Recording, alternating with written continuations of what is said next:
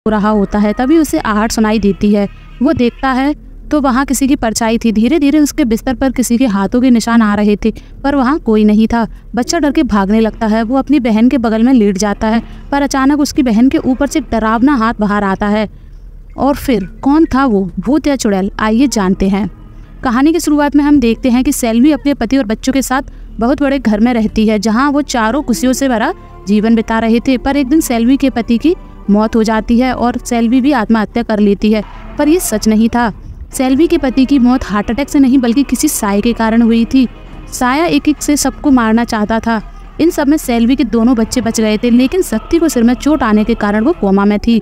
और सेल्वी का बेटा सरवनन एकदम ठीक था, पर आए दिन उसके साथ कुछ न कुछ अनहोनी होती रहती थी, या यूं कहे कोई साया उसका पीछा कर रहा था जो हर दम उस घर में मौजूद था।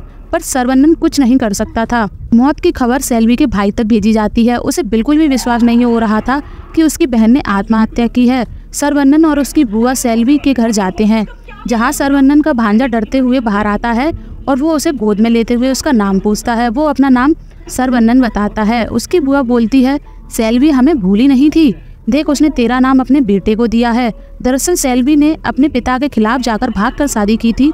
इस वजह से सेल्वी के परिवार वालों ने उससे सारे रिश्ते खत्म कर लिए थे।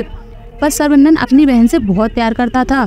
सरवनन शक्ति के पास जाके बैठता है। तभी वहाँ माया आती है, जो कि शक्ति की डॉक्टर भी थी। सरवनन अपनी बहन की मौत की पहेली सुलझाने में लग जाता है। गाड़ी में बैठे हुए वो कैमरे की रिकॉर्डिंग देखने लगता है और उसे रिकॉर्डिंग में एक तांत्रिक दिखाई देता है। गाड़ी से बाहर निकलकर वो जंगल में जाता है।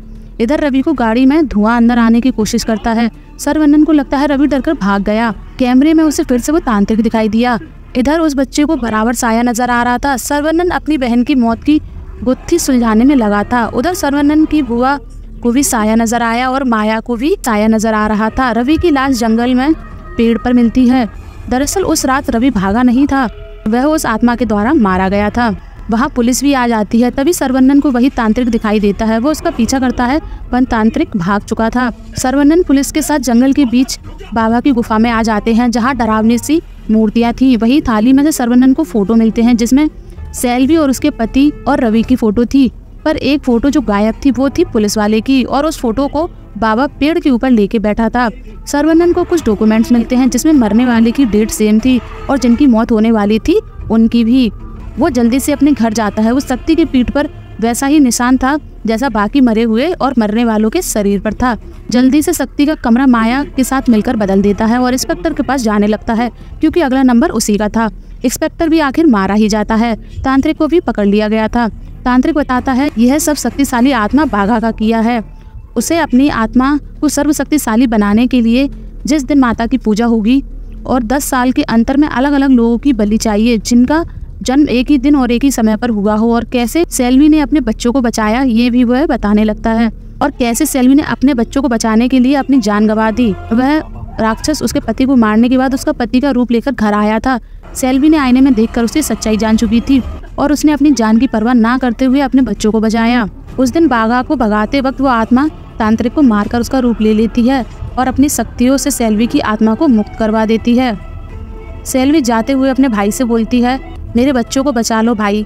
तांत्रिक नहीं रुकता, वो सीधे घर में घुस जाता है और माया और बाकी सब उसे रोकने की कोशिश करते हैं, पर रोक नहीं पाते। सब आत्मा का ध्यान भटकाने में लगे थे। तब माया बच्चों को लेकर देवी उस समय पहुंच जाती है। शक्ति को तब तक बचाए रखना था जब तक देवी माँ के हाथों से राक्षस को जलाकर उसका अंत नहीं कर दिया जाता।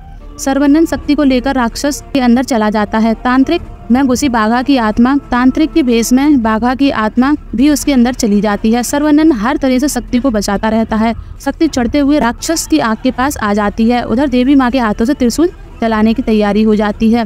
बाघा शक्ति की तरफ बढ़ता है और तभी उसका मामा आकर शक्ति को लेकर नीचे कूद जाता है और उधर से खुद ही देवी माँ त्रिशूल लेकर राक्षस की तरफ बढ़ती है। ये सब देख के बाघा भागने की कोशिश करता है, पर भाग नहीं पाता।